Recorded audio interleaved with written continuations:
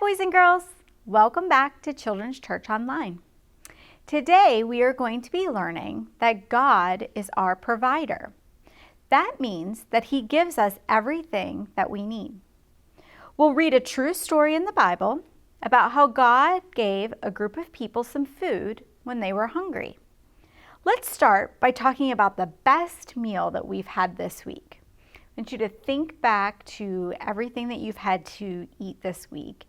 And what was your favorite? I'll share with you what my favorite was. My favorite was the night that we had homemade stromboli. I make fresh dough and we have a certain pizza sauce that our family really likes, and we stuff it with mozzarella cheese and meat. So yummy. And then we pair that with a fresh garden salad, and tomatoes out of the garden right now are delish. Chickpeas, does anybody like chickpeas? Some pine nuts tossed. Anyway, stromboli, garden salad, that was my favorite. Pause the video and talk as a family. What was your favorite meal that you had this week? I bet you all had some yummy meals. Did you know that God provided that meal for you? He gave us the plants and the animals we use to make the food. And He gave us the people to make it for us when we are hungry, because God is our provider. So to do our story today, if you would like to participate with me, you're going to need a piece of paper and something to write with or to draw with. So if you need to, go ahead and pause the video and get a piece of paper and something to draw with, and then come back. Okay. We've got a situation, boys and girls. You better get ready. I just invited thousands of people to your house for dinner, and I bet you don't have enough food. So, in the next minute or so, let's see how many servings of food you can draw. You can choose your favorite food, whether that's pizza, burgers, asparagus, anyone? And just keep drawing it over and over. Or you can draw different kinds of foods. Whatever you want, just draw quickly, because you'll need a lot of food. Are you ready? You have your paper and your drawing tool. You're drawing food, thousands of people. Get ready, get set, go.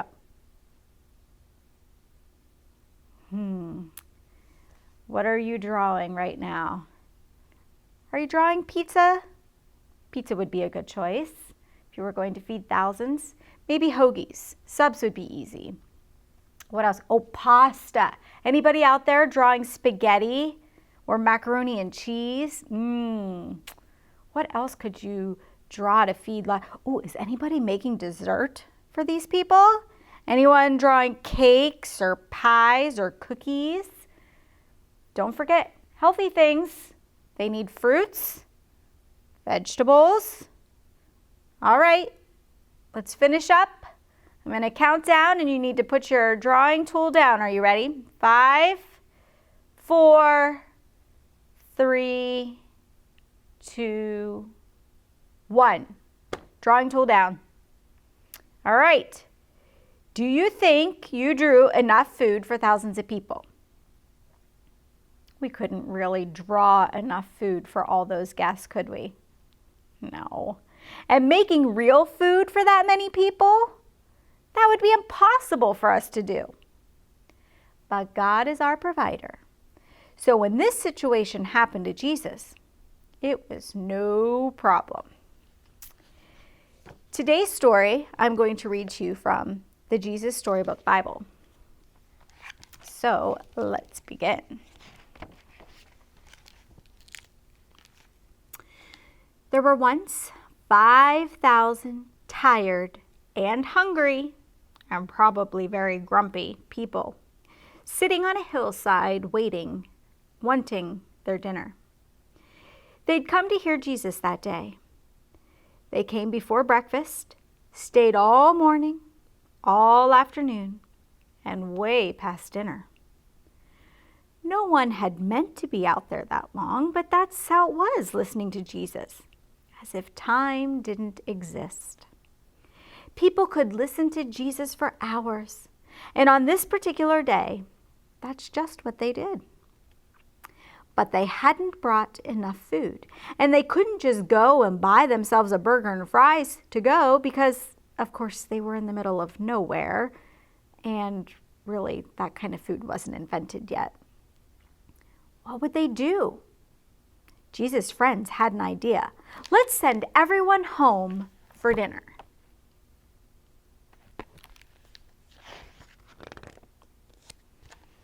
They don't need to go, Jesus said. You can give them something to eat. What would you say to Jesus if he told you that? You go ahead. You feed them. Here's what Jesus' friends said. Did Jesus want them to travel all the way to town and buy food for everyone? Jesus' friends panicked. But we don't have enough money. What food do you have? Jesus asked. Go and see. Now, there was a little boy in the crowd. He had brought a lunch that his mother had made for him that morning. He looked at his 5 loaves and 2 fish. It wasn't much, not nearly enough for 5,000 people, but it was all he had. I have some, he said. Jesus' friends laughed when they saw this little lunch. That's not nearly enough, they said. Let's think about how much food we'd really need for this many people. In Jesus' day, fish and bread were very common foods, right? And today we still eat fish and bread, don't we? But I think if we were having a huge party with thousands of people, we'd have a different kind of food. I think pizza would be a good and easy choice, right? So let's think about how much pizza we would need to feed all of these people. Now, if I were to ask my family how much pizza we need, there are 5 people in my family, and I would guesstimate that each one of us would eat about 3 pieces of pizza each. Okay, so let's try to figure out how much pizza that would be for my family. Okay, so there are 5 of us. If we're each going to eat 3 slices of pizza, that would mean we would need 15 pieces, right? So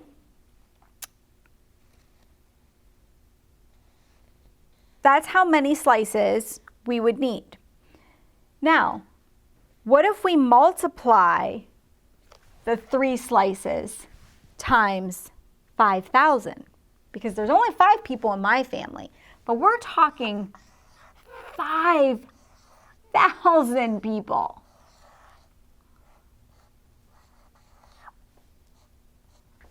You didn't know you were going to be doing math in children's church again today, did you? Anybody know how many slices of pizza that would be? Did you say 15,000 slices of pizza? Right? That's a ton of pizza. Now, let's think about this even a little bit further, okay? There's usually about 8 slices in a pie, right? So if we wanted to see how many pies of pizza we would need, then we would have to divide 15,000 by 8. Now this math is starting to get a little bit tricky, right? So if you need to go ahead and get out a calculator, that's okay. Go ahead and do that. I think I'm going to do that too. So if I get out my calculator and I say, okay, I need 15,000 slices of pizza, how many pies would that be? Divide by 8. I would need, get ready for it, 1,870 5 pizzas. Holy moly, that's a lot of pizzas, right? Do you have any idea how tall the stack of pizzas would be, all stacked up on top of each other? A pizza box is about 2 inches thick, right? So then you would have to double this.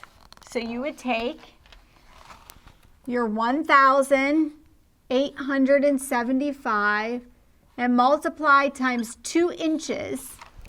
Again, I'm going to use a calculator. That would be 3,750 inches. How many inches in a foot? Did you say 12? Yeah, let's see how many feet tall that would be. So now we're going to divide that.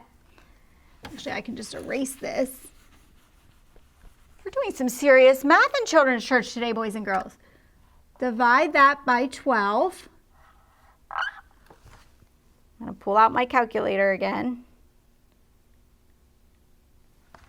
That would be 312.5 feet high.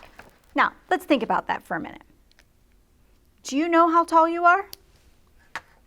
Do you know how tall your parents are? Kids are probably 3 to 4 feet tall. I'm 5 feet tall. My husband's 6 feet tall. So grown-ups are 6-ish feet tall, right? 6.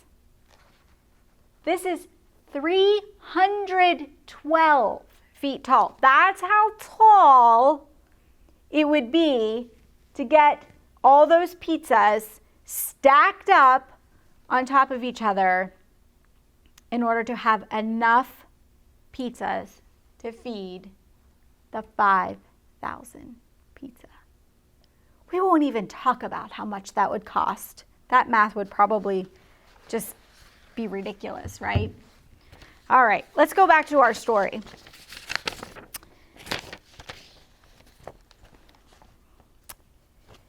Oh, and by the way, something else I wanted to let you know. That's 5,000 men that they were feeding, but there were also women and children there. So it was actually even more than that was needed. God is our provider, so let's see how he provided. Jesus' friends were wrong. Jesus knew it didn't matter how much the little boy had. God would make it enough, more than enough. Jesus said, "Bring me what you have." And so the little boy gave Jesus his lunch. Jesus winked at the little boy and whispered in his ear, "Watch." How in the world will Jesus feed everyone with just that? Jesus' friends said, because they thought it was impossible. But Jesus knew the one who made all the fish in the oceans.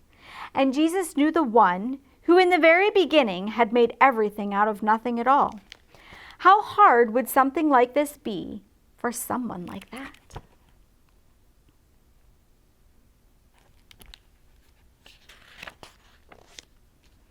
Jesus took the little boy's lunch, looked up to heaven, and thanked his Father. Then Jesus gave the little lunch back to his friends. As Jesus' friends started to hand out the food, do you know what? It was the strangest thing. No matter how much they broke off, there was always more and more and more. Enough for 5,000. Everyone ate as much as they wanted. Second helpings, third helpings, even fourths, until they were full. And still, there were leftovers. How do you think Jesus was able to make so much food out of so little? God is our provider. To Jesus' friends, it seemed impossible to feed more than 5,000 people with just 5 loaves of bread and 2 fish. As we saw with our pizza math, that's not nearly enough food. But for Jesus, it was no big deal. In fact, there was more food left over after everyone ate than they'd started with. That's a fun story, isn't it?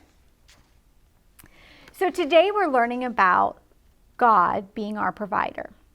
He took just a few loaves of bread and some fish and made enough for 5,000 men, plus the women and children. What's a food that you wish God would multiply for you? Now, if any of you know me, and some of you do, you know right away what my answer would be. Chips, and more chips. I would take those bags, any kind of chips, and just have them multiplied over and over again. Anyway, we're going to watch a video. Let's see what happens when our friend Awesome Andy tries to multiply food. Take a look. Hey friends, have we got a show for you today? I just read in the Bible how Jesus fed 5,000 people with just a few loaves of bread and a few fish. This has inspired me to create the Duplicator 5000.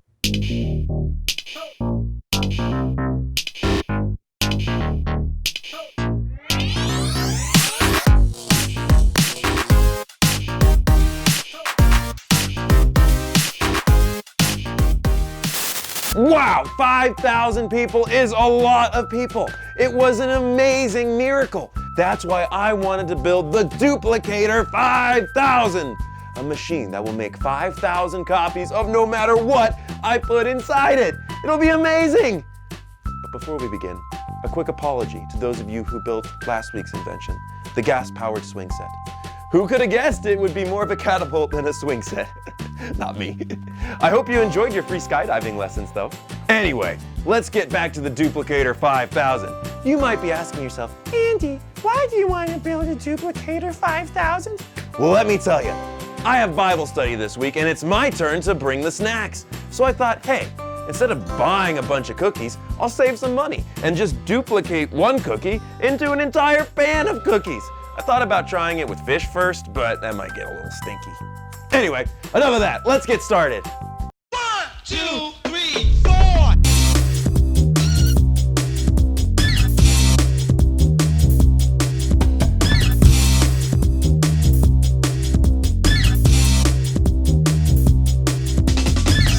Hi Andy, I brought the cookie you asked for. Ah, Genesis, perfect timing, friend. Oh, and thank you for bringing one of your grandma's world-famous chocolate chip cookies.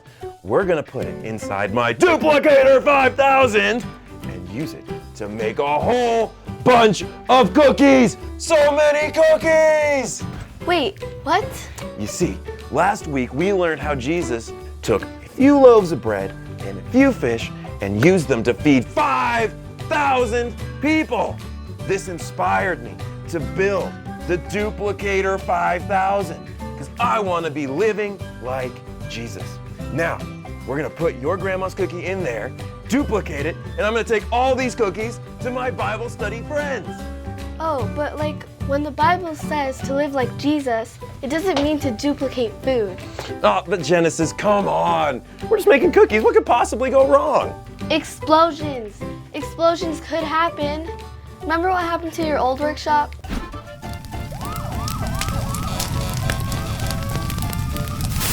All right, Genesis, all we have to do is take your grandma's cookie. We're gonna set it right here. Okay, then I have to turn this dial here. Then this dial here. Then we just move this lever and it should duplicate.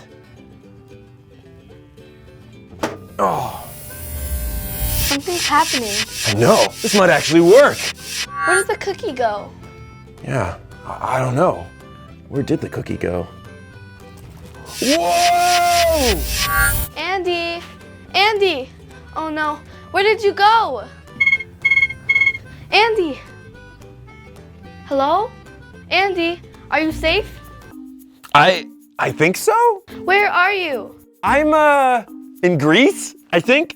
Greece, the one with the columns. Yeah, Greece. I'm in Greece. Whoa! Andy, what happened? I got transported somewhere new. I think I'm at the Grand Canyon. Don't worry, I still have the cookie.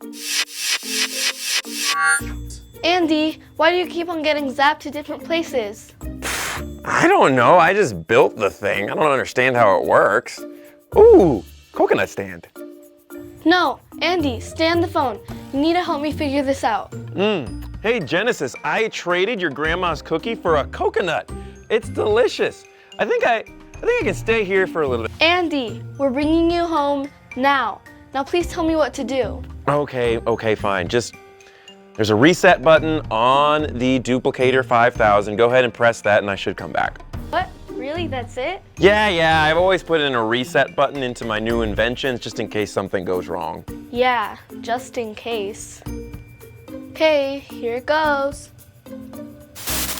Thanks, friend! The Duplicator 5000 definitely didn't do much duplicating. It was exciting though. That beach was nice. Yeah, I'm just glad you're back. Thank you. Me too. I guess I have to bake a batch of cookies to take to Bible study now. Andy, you might have misunderstood why Jesus multiplied the fish and loaves for everyone. It was to show us that God is our provider. We don't need to make a Duplicator 5000. We need to trust God to take care of us. You're right, Genesis. I got so hung up on the multiplying, I forgot to look at the person who was doing the multiplying. I am so thankful that God provides for us, even when my inventions don't work as planned. Join us next time for when we turn the Duplicator 5000 into the Transporter 6000. We're gonna get more coconuts. Andy!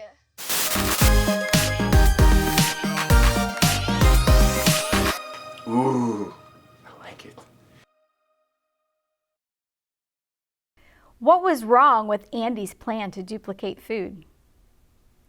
Genesis told Andy to focus more on the provider, not multiplying our own food. How can you focus on God as your provider? God is our provider. He'll take care of our needs, so we don't have to try to multiply cookies ourselves. We can trust God to provide for us. All right, so let's do a craft today that relates to our story. To do this craft, here's the things you'll need. A piece of heavier paper, sometimes we call this cardstock paper. You could probably use paperboard, like from a cereal box or something like that would work really well too. A clothespin that clips, pair of scissors, glue stick, and then something to color and draw with. I'm using fine tip markers. You could use colored pencils, crayons, markers, whatever you want to use.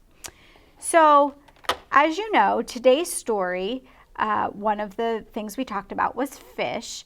So we're going to make a little chip clip that looks like a fish. So to do this, it's pretty simple. You can see from the example that I made, I just freehand drew the shape of a fish. So I did this and then angled it out.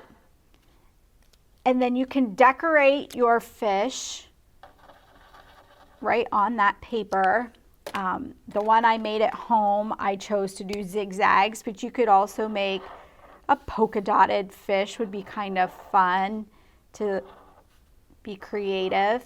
You can make it a solid color. You can do whatever you want. It's your fish clip. So go ahead and decorate him and make him all fancy and colorful. And then you would simply cut him out using scissors.